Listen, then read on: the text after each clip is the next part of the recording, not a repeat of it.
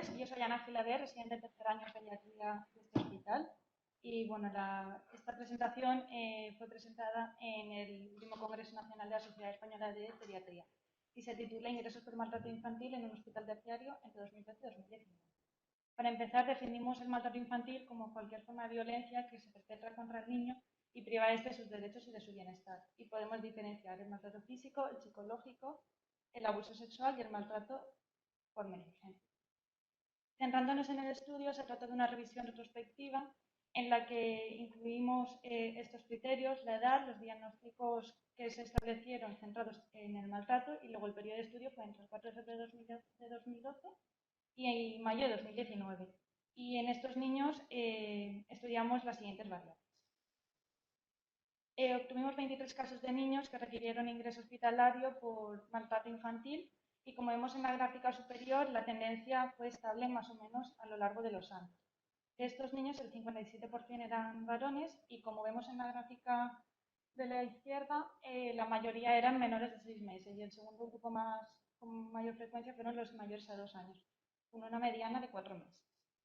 Si distribuimos a los niños según el tipo de maltrato que recibieron y la edad, como vemos, la mayoría fue el maltrato físico y dentro de estos los menores de 6 meses, aunque aquí contamos con el probable sesgo de que estos niños presentaban una mayor gravedad y por tanto precisaron el ingreso. En cuanto al agresor, en el 39% de los casos fue el padre y en el 74% de los casos se trataba de un maltrato intrafamiliar. Dentro de las pruebas se realizaron con mayor frecuencia el fondo de ojo, pruebas de imagen sobre todo a nivel cerebral como resonancia magnética, TAC o ecografía transfrontanelar, serie ósea y la interconsulta de trabajo social. Y luego teníamos otras pruebas que se hicieron en menor medida como la ecografía abdominal. Dentro de estas, en cuanto a la alteración, la mayoría estuvieron alteradas sobre todo en los tipos de maltrato físico. 9 niños precisaron ingreso en UCI pediátrica por su gravedad, todos ellos con una historia previa de traumatismo craneoencefálico no accidental. Y luego, en cuanto a la evolución y secuelas, dentro del traumatismo craneoencefálico, 4 niños fueron éxitos, 3 presentaron una alteración alterada.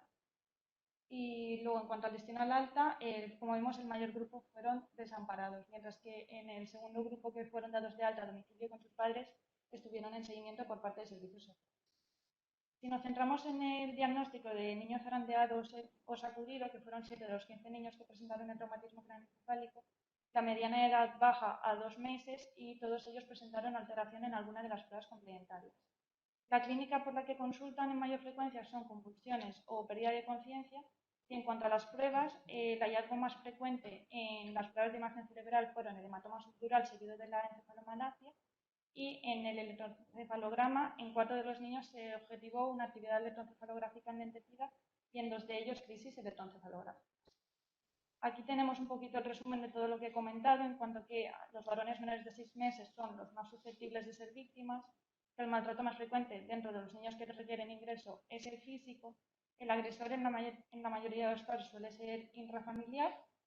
Y luego ya pasando a las conclusiones, decir que es muy importante en estos casos hacer una buena anamnesis, una buena historia clínica y sobre todo tener un índice de sospecha muy alto en aquellos niños que presenten una clínica neurológica aguda con lesiones en distintos estadios o una historia no congruente. En estos niños en los que se sospeche se tiene que hacer pruebas complementarias, todas las que sean oportunas para esclarecer el diagnóstico y siempre tenemos la obligación de notificar a los servicios sociales.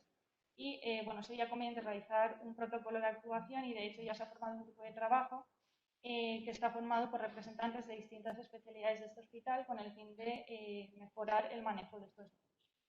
Y eso es todo.